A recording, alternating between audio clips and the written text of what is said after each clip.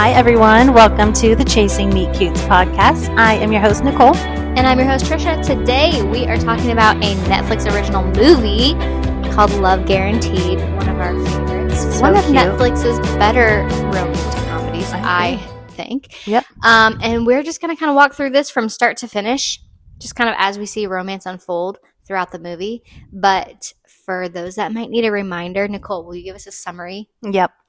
So Love Guaranteed follows Susan, a dedicated but struggling lawyer who takes on an unusual case representing Nick, a charming client suing a dating app that promises love but has left him single after 1,000 dates.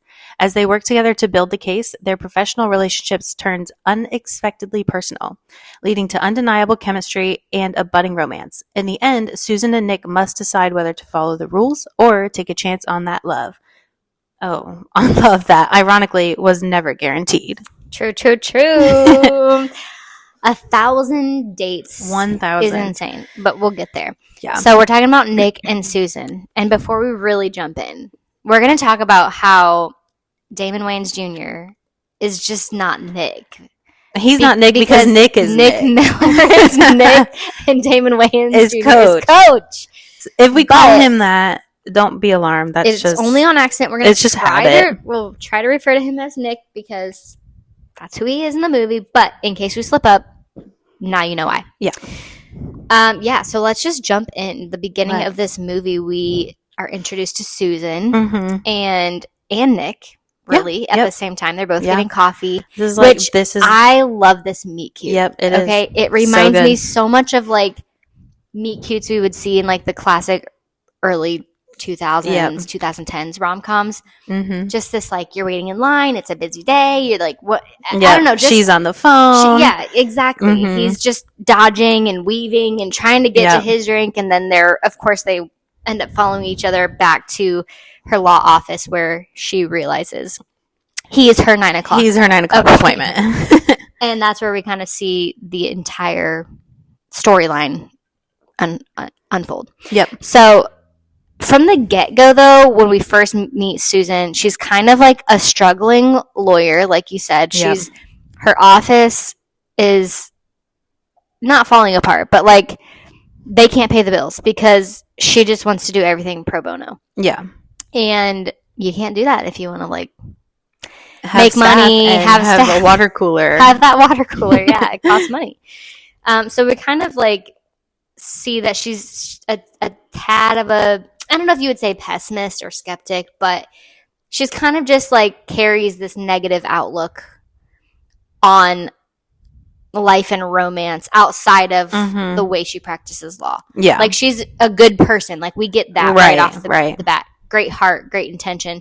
But she's so laser focused on all that everything else in her life, she's kind of just like it comes second. And you can tell because everyone around her like wants her to be dating. Right. Her sister. Or just wants her to like be involved in something other life. than like her sister even saying like, come over, let's have pizza, play a game. And she's like, oh, I can't. I need emails and da-da-da-da-da. And she just goes in and neglects that. So I think you're right. Other people see that in her, that she's just kind of like a workhorse that needs to slow it down a bit. Totally. So Nick obviously is her client or prospective client. And he wants to sue this dating app. But she like kind of thinks he's just scummy and wanting to sue them for, you know, a quick gotcha lawsuit is what she calls it, just to get some quick cash. And she's like appalled at the fact that he's actually at this point very close to having gone on 1,000 dates. Like a breakfast, lunch, and dinner date. Like her brain cannot compute that. So she just thinks like, okay, this guy is like a serial dater. He's just a player. Yeah. Because also I think that a big reason is she sees that he's an attractive guy. Right. He has money because he's like willing to just write her this check as a retainer.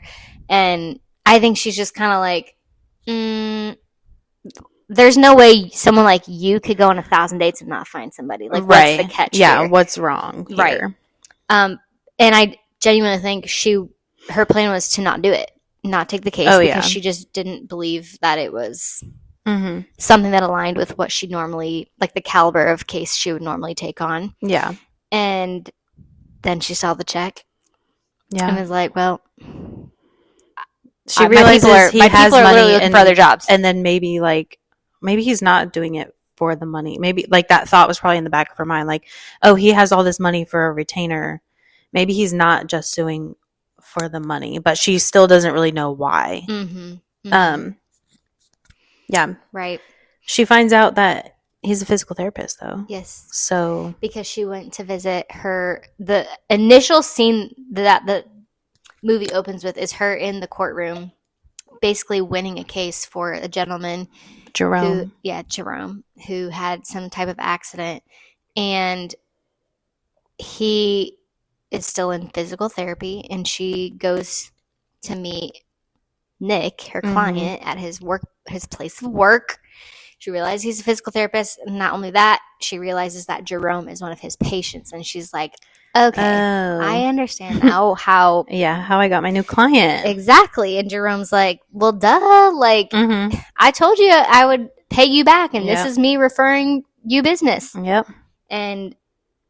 But with that, she kind of gets a glimpse into how Nick is just like a genuine good guy who he's volunteering his time. Yes. Yeah, like that is amazing. And at one point, she says Nick is surprising, and then a little bit later, I think she also says he's full of surprises. Like she just is like, it's slowly breaking down.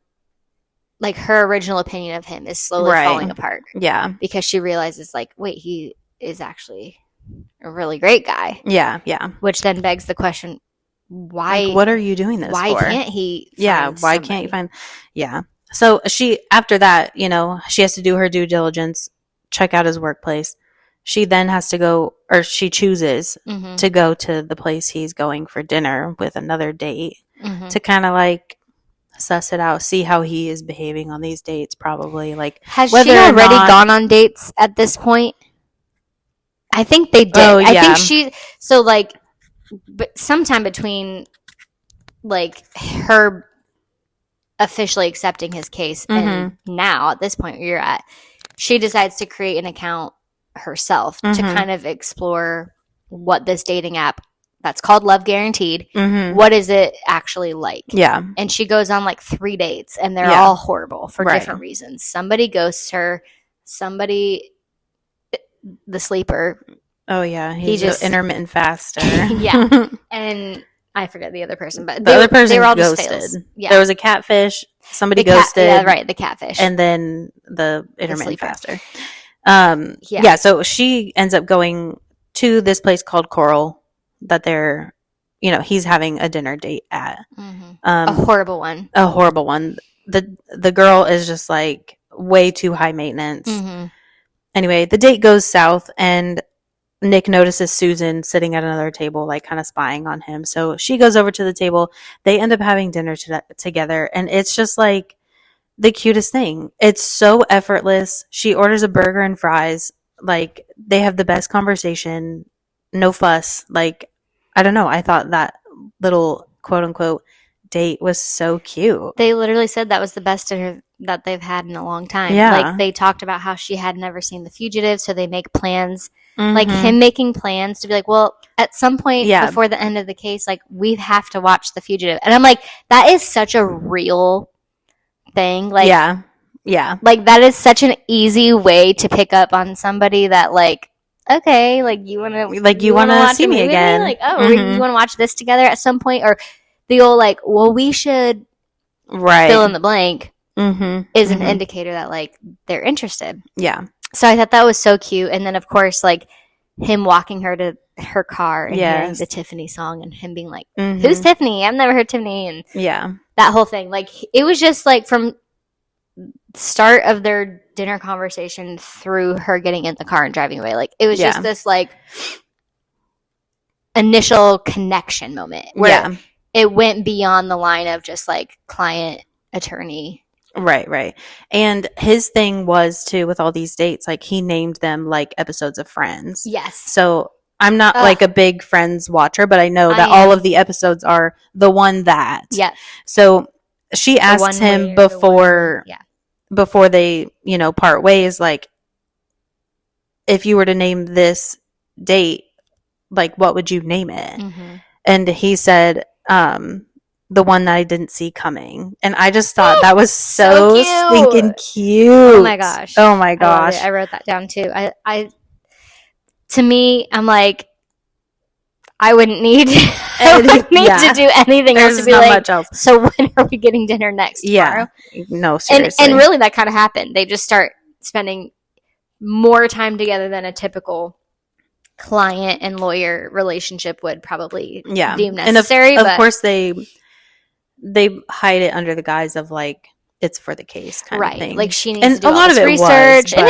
They never really got inappropriate or cross any like moral or ethical lines as far as like she needed to be concerned with for her position. It's not like they ever met in the office or they ever really only had phone calls. Like it was always in a different setting or whatever, which is so cute. At one point she's in the office and gets a phone call from like the head of the legal team at this dating app, Love Guaranteed. And her and Nick have to go into the conference room and basically plead their case. And they realize that they're going to offer a settlement deal. And it was just crap. Like not good enough. And she stands up and says her piece. And they kind of just like low key, like rip her to shreds in a way of like, you don't have a case and this is not going to work. And we know your practice is failing. Right. Like, and Nick stands up. She's like, no, sit down. He stands up and just talks in a way that like is coming to her defense. Like, forget his personal like vestment in this case. Yeah. He's talking about her. Yep.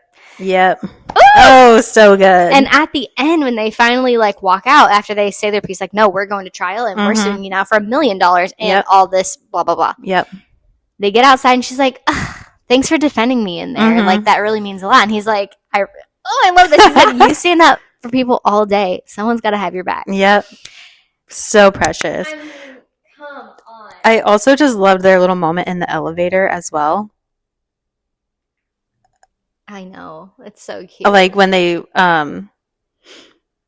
just like excitedly hug each other and it's like, I don't know if they like wanted to do more than that or like kiss, but I don't know. It just was so cute. Yeah. I love that. I think that's where like the comedy, like both of them can be funny in their own rights. But I mean, Damon Wayans Jr. is just so freaking hilarious. Yeah, totally. And like because we're such big New Girl fans, I think we can kind of guess which moments maybe he ad-libs or just like it was like a his ism. Like, that's just coach. That's just coach, right?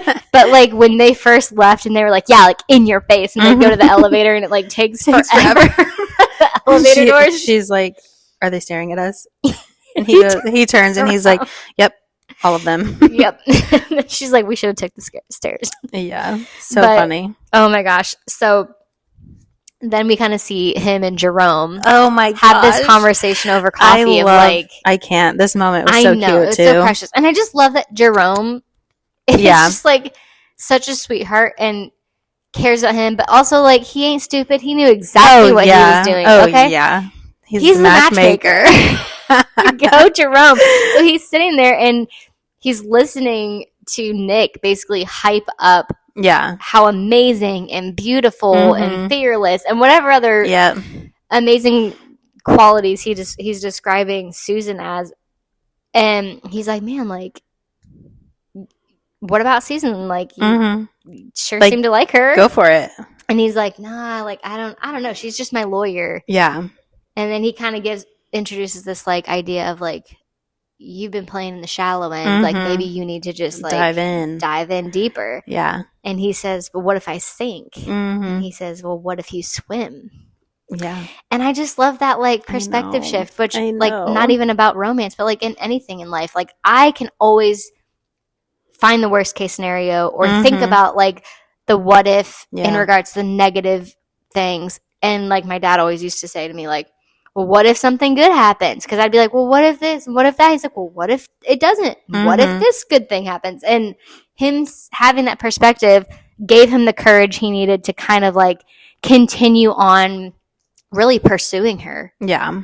And even in just like the casual research for the case type of way. Like, we're gonna talk about movies we like. We're gonna sit and have Chinese food and laugh and whatever. Yeah. He was like, okay, green light. Like, and they just kind of progressively got to know each other, which is something that I really, really loved about this. Yep.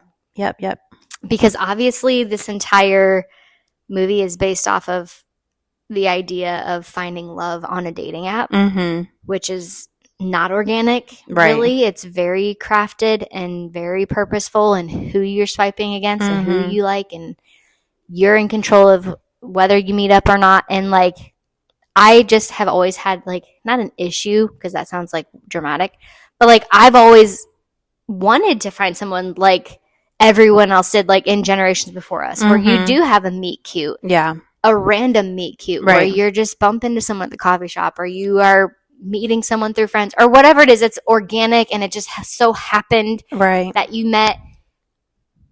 And even though it was about this case, I loved how they just got to know each other in a way that made sense for them. Yeah. And I loved it. Yeah.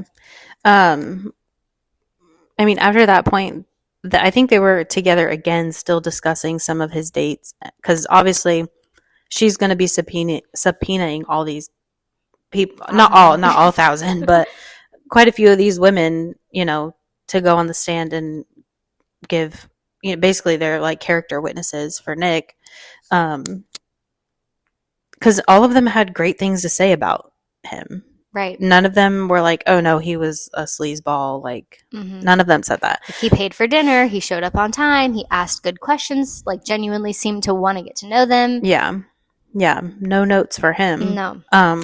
But this brings it to, like, they were at her house. Mind you, she lives in like a townhouse that shares a wall with her sister and brother-in-law. So her sister goes into labor. They head over there because they hear her scream, which actually was the husband, Gideon, who screamed. Gideon. But anyway, they go over there. He's a little bit of a soy boy. He but is. Like in the most endearing way. Yeah. Plus he, they live in takes Seattle. Care of his family. He's great dad, great husband. Like, I'm not saying Gideon's like a boob. But no. No. But anyway, so they go over there because obviously sister's in labor. She's got to go to the hospital, but she's got another little one. So Susan is going to stay and watch the little one. Forget his name. I don't know. The terror. Oliver. There you go. I think. And Nick offers to stay and help. And she's like, no, you don't really know like what you're getting into. And he's like, this guy, I got it. This is fine. So he stays and helps. And they kind of chit chat a little bit on the couch after they put Oliver to bed, after he's, you know, being a terror. But they just kind of like apologize to each other for like judging them so quickly, like at the, you know, the beginning of their working relationship, professional relationship, whatever. But then they share like the best moment. Okay, but before that, I have written down a hand grab. Oh, yeah. On the couch or something. And yeah, because with the phone and the picture of the new baby. The hand grab behind her. They're looking at the phone, and she says, "Isn't it crazy how?" Wait, I wrote it down. Isn't it crazy how life can just change in a moment? And they're looking at the picture of the baby, obviously, and the sister, but then they kind of like look at each other. Yeah, and then they decide, well, it's getting late. Better go home. She walks into the door. Yeah. Best scene ever happened. She wants to give him a handshake because that's how he like closed out all of his dates, was like with a handshake, kind of like just being polite. Like not assuming anything. Yeah. So, you know, it was an official transaction. So she wants to give him a handshake and he's like, we can hug. Like, we can hug. It's not, you know. So they should, like, this hug is like, this was no hug. This was an embrace. This embrace was she was resting her head on his chest. Yeah. She just looked so cozy in his arms. They fit perfectly together. It was so great. And it was like an extended hug. Like, oh yeah. It was an upgraded hug. It was. Okay? You can just see her kind of like exhale too. Like, yeah, she just like molds right into him. Yeah. And they're just like, yeah, they're communicating without words Yeah. that we really like, if not are falling in love with each other. Yeah. And then like he cuts the tension with a little joke like, oh, you don't smell like a lawyer. And then I don't know, there's just like another pause, and then she looks up and he kisses her on the forehead. It was And so sweet. I just like get so giddy over that. I think it's the cutest possible thing that he could have done. People underestimate, well, now it's like a thing people talk about, but like they underestimate the power of a forehead kiss. Yeah. Okay? I'm like, You I don't would have need much much. rather have seen the forehead kiss than them actually kiss in Right. that moment. Like it was so To me, great. it was such an act of like, I care for you. Yes. And also like, I see you Mm-hmm. and I understand maybe why we can't kiss in this Yes. moment, even though we both know we want to. Yeah. Yeah. But I'm yeah. going to respect you Yes. while also letting you know I care about you. Yeah. Oh my Like, gosh. It just was so good. It was so good. so good. But then like things just take like a hard turn because she is like, oh crap, I have real feelings. And Yeah. like I just want to go like full force. Yeah. Like let's be together. I want to tell him how I feel. But she's obviously hasn't wrapped this case up. Mm-hmm. And also she gets a call basically from the other legal team from the app saying, we see how you've been interacting with your client. Interestingly They enough, literally had like pictures of Yeah. them together in the park. sketchy. Mm-hmm. They're like, oh, we You're see that following you me? have what was her screen name? Like Seattle lady lawyer. Seattle lady lawyer. And so like they find her account even though they never met through the account, and he's like basically like threatening to bring it up or just to use it against her, to be like, well, maybe he didn't find love directly like on a date through the app, but it was because of this app, or Yeah. you know, kind of like via a hole, just via basically the app. So right, it finding a still loophole counts. in her case Mm-hmm. or in her argument. And so I think that kind of like freaked her out. Yeah, And totally. she was like, oh crap, like he really wants to win this. He had already revealed to her that he's planning on using like the extra money to build a Yes. children's wing Yeah. in the hospital. And like, so now she knows more of his why, Right. and she doesn't want to let him down. Yeah, and doesn't want to jeopardize it. But of course she doesn't communicate that because this is a freaking romantic comedy and we have to Yeah, have a yeah. conflict somewhere. Mm-hmm. So he just assumes that like she's like low-key ghosting him almost, like Mm-hmm. giving him the old Heisman. Yeah, yeah. She just kind of recluses and says like See you in we're court. we only have like 2 weeks left till the case, so like I really need to just dive in. But He's like, I she called doesn't- you 5 times. Like the Mhm, voicemail. the voicemail. Oh my gosh, in the car. He's like, I have the copy. He's and like, the hey, where are DVD you at? player. Like, Yeah. come on. He's like, I have a copy of The Fugitive, and realized like I don't even know when I had a DVD player. Like, do you have one? Does Yeah. anybody have one? Okay, call me back. Yeah. And it's like he's so cute. I know. And you just feel for him because you can see the mental gymnastics he's doing in his Yes. own mind of like, what went wrong? What did I do? Yeah. Should I not have? Yeah, I given her dove the in. forehead Like, I kiss, think I like- sunk. He said that. Yeah, Oh I know. my gosh. I know. I think I sunk. I know. She just like couldn't communicate the real reason. And it's like, No. why couldn't you just say That's what I'm that? like. She's having that moment at the park with her sister, Yeah. telling her like, I want nothing more than to just like continue this relationship because I enjoy it so much. But like, I don't know how I can. And her sister's kind of like, who cares? Yeah. Like, go for it. Right.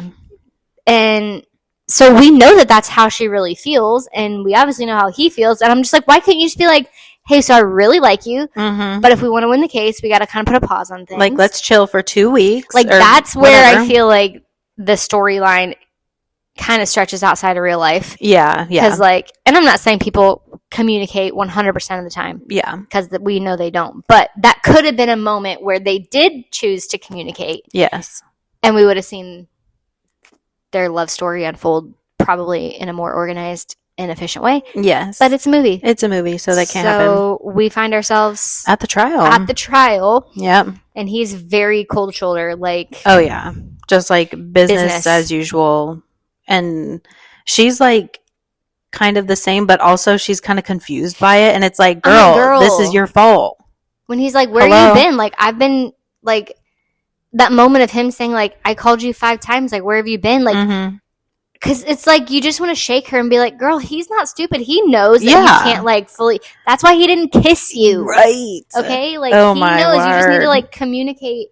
But, yeah, so he's kind of, like, giving her exactly the cold shoulder she gave him. Yeah. And she is kind of acting like, well, what's going on? Are you okay? Like, what? Everything fine?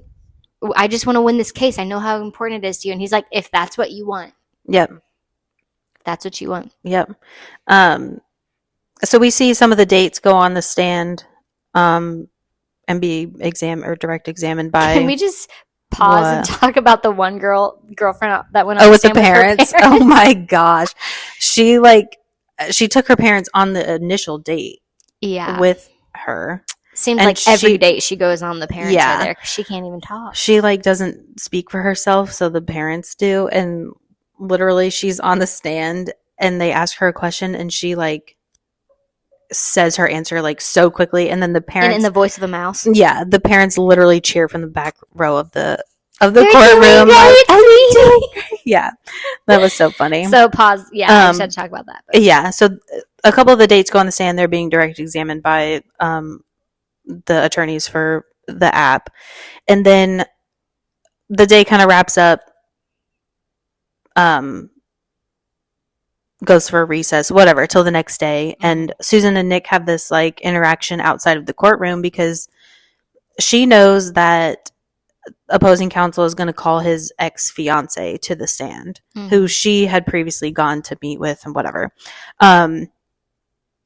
So she knew that they were going to call her, but she asked Nick if she could call her to the stand before they do, so she can kind of control the narrative of her testimony, as opposed to reacting to it.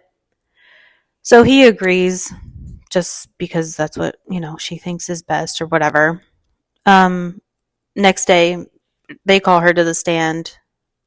She testifies. Initially, she was, I guess, going to testify and tarnish his character, but ultimately, like, thinks, no, like, I think he's a great guy. Like, I hope he finds love, basically.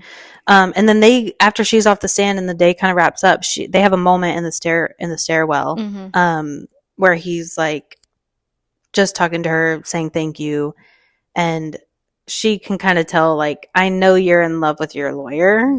Like, what are you doing? Right.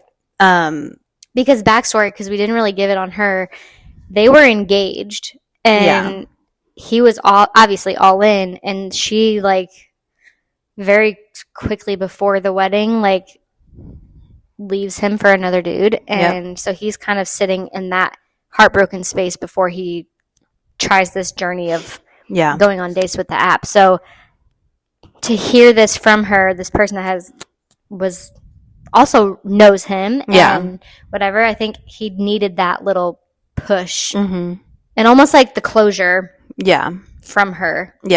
But I forget what it was that he asked her or said to her about it, but she basically tells him, like, there are no guarantees in love. And she's like, isn't that what this whole thing is about? Like, that's what we're here today. We're in court for that exact reason. Like, there are no guarantees in love. Like, you kind of just have to jump in. But I loved that little moment that they shared together.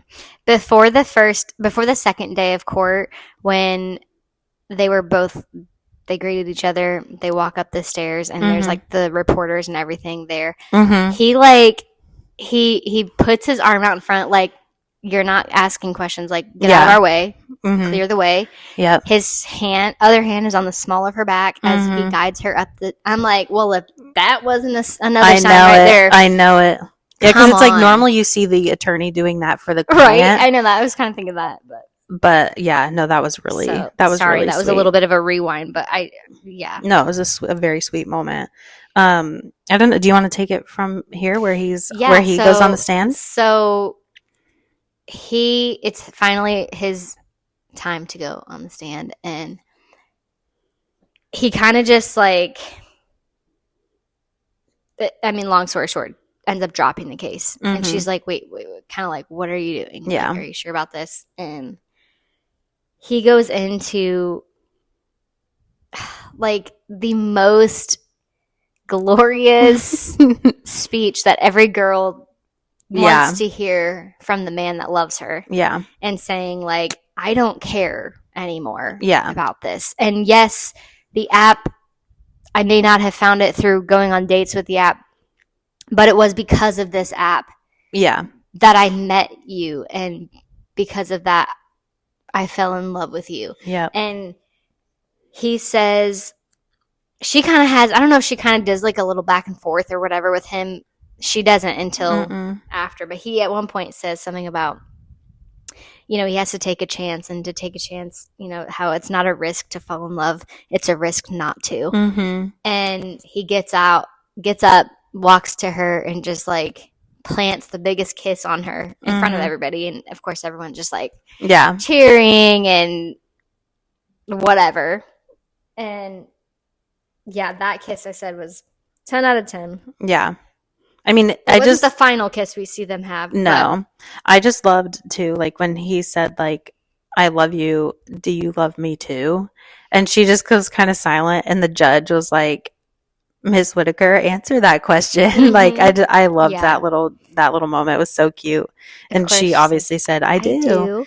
Yeah. And they share that kiss. Mm-hmm. And then, I don't know, they basically just like end up getting a deal with the app, the creator or whatever. She pulls him in the room and is like, we're going to work a deal with you. We're going to give you money for the hospital that you wanted to help, and only if you'll be the face of the app. Yeah. Because the fake couple that we have been using, like, they suck. We want a real love story. Yeah.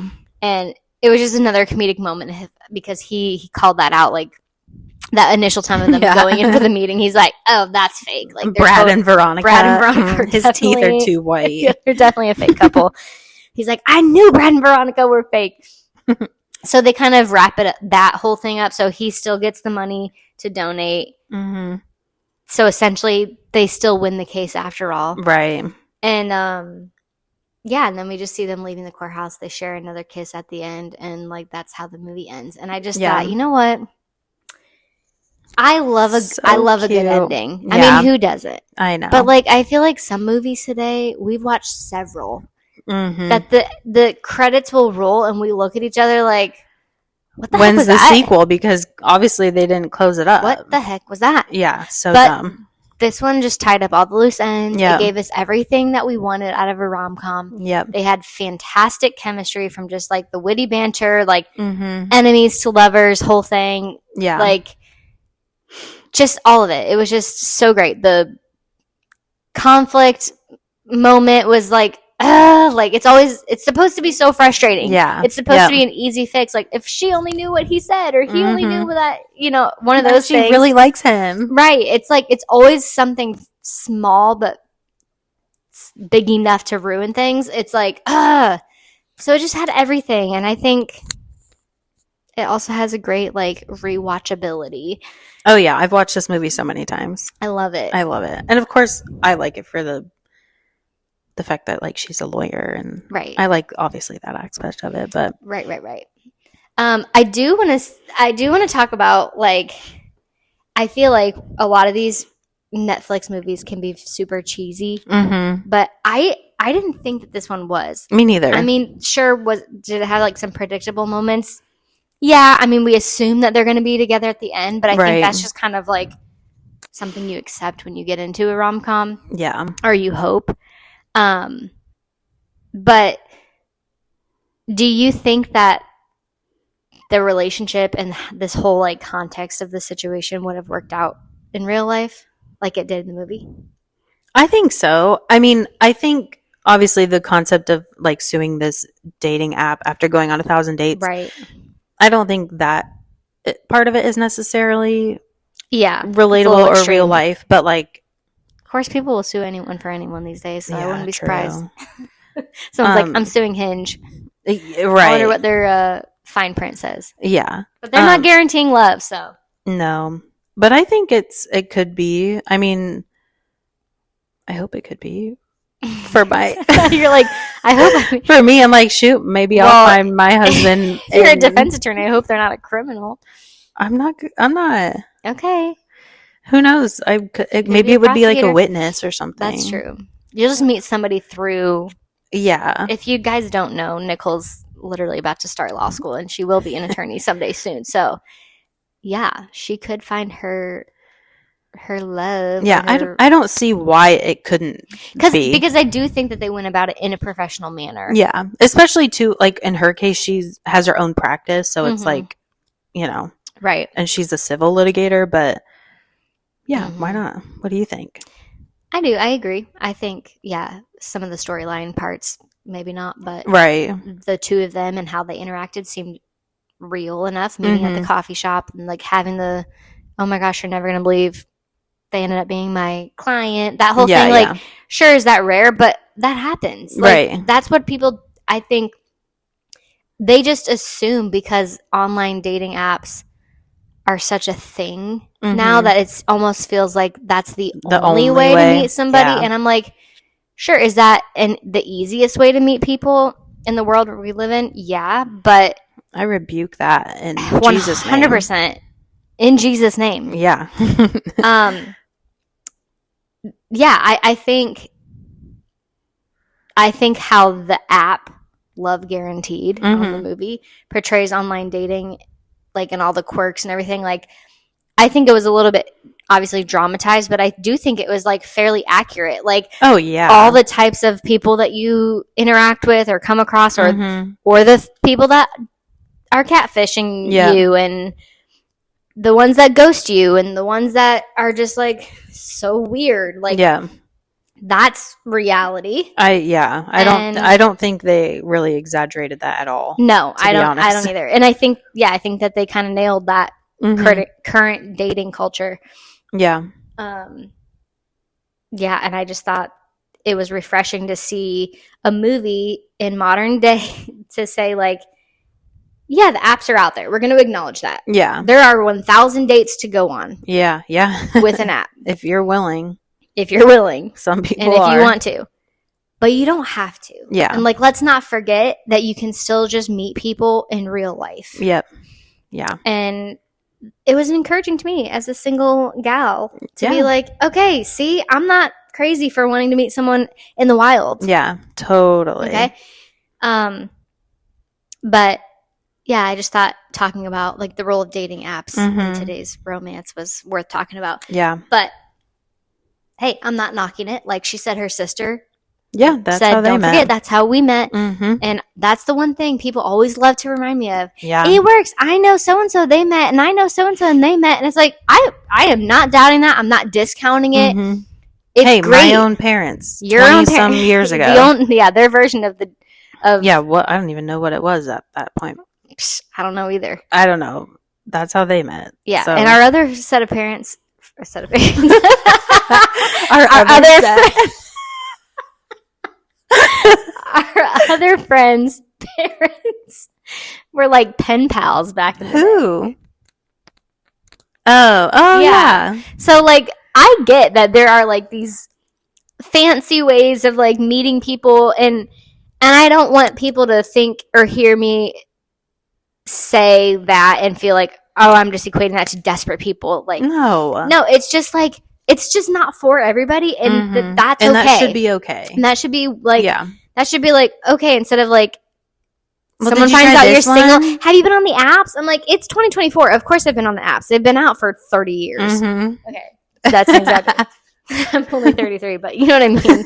People love to just remind us about the apps as if we've never heard of it. It's a new concept. Have you been? No. And I'm like, yeah, have you been? Because it's filled with trash. Literal. But guys, that's me. We could talk for hours about that. We could, and we won't, because we literally could talk for hours. Let's wrap it up by saying, do we think Susan and Nick's relationship was toxic or not? Way? Of course. No way. They're definitely not toxic. Not even the little moment where she wasn't communicating. No, that's just a sticky situation. Yeah, it's hard to handle. It's hard. she you have to obviously be in that specific spot to know Yeah. how you would. Yeah, how and to handle it, obviously too. she really had to keep her professional. She did, She and she did a great but- job of it. Yeah, but she Yeah. could she have done a better job communicating that? Absolutely. Was it Right. toxic? No. Right. No. I will say though, like the courtroom scene, I'm like, I don't think that that's how that would have gone down in real life. Like, you know, he's even if he really did stand up while he's on the stand and give his speech, and Yeah. I'm gonna go kiss. I feel like the judge would be like, all right, if you dismiss this, y'all can take this outside. We got another one to go get to. Like, totally. we wouldn't be hearing like cheers from the No. crowd and like the judge inserting herself into No way. give us an answer. Like, so that part was like kind of quippy and cute for the movie, but overall, it's just 5 stars. 5 stars. 5 all stars around. all the way around. 10 out of 10 meet Mhm. cute. 10 out of 10 on screen chemistry. Yep. 10 out of 10 rewatchability. Yep. Just so good. So- I love so- it. I so love this good. movie. It's so cute. love is not guaranteed. It's not. Just remember that. But it's not a risk to fall in love. It's a risk not to. And that's how we'll end today's episode. Be sure to catch us in the next one. Bye.